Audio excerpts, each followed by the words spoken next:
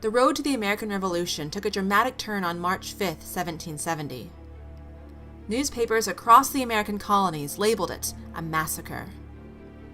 A British officer claimed that colonists had a malicious temper and had attacked with vengeance.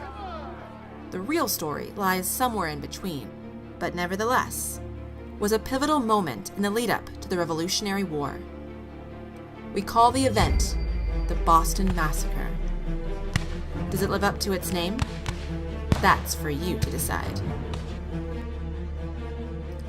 By 1770, a series of acts and taxes had led to rising frustration amongst the American colonists. They saw the taxes imposed by the Sugar Act, Stamp Act, Quartering Act, Declaratory Act, and Townshend Acts as a direct violation of their rights as British citizens.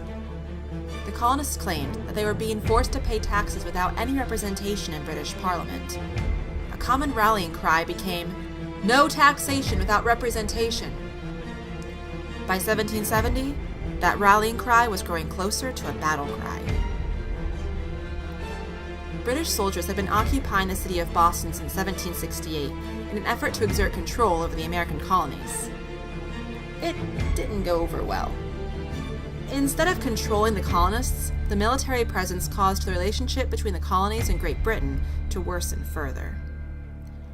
Angry mobs were frequent sights on the streets of Boston, and tensions were higher than ever. On March 5, 1770, a young man named Edward Garrick walked past the customs house on King Street. He got into a verbal fight with Private Hugh White, who was stationed outside.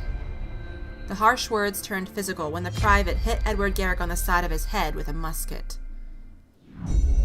Word spread, and soon an angry mob gathered outside the customs house. British reinforcements were called, and 8 soldiers stood their ground against a mob of over 300 people who were tired of the soldiers trying to quell a spirit of liberty in the colonies. The colonists began throwing snowballs and rocks while hurling insults at the soldiers. They dared the soldiers to fire their weapons into the crowd. In response, the British soldiers loaded their weapons. The colonists continued to launch rocks, pieces of wood, and swore at the soldiers. At one point, a club was thrown from the crowd and hit one of the British soldiers. He fell to the ground. A volley of musket fire from the British soldiers quickly followed. The first man killed was a former slave named Crispus Attucks. 4 more men were killed and 6 others were wounded. The crowd disappeared and quickly spread word of the massacre on the streets of Boston, Massachusetts.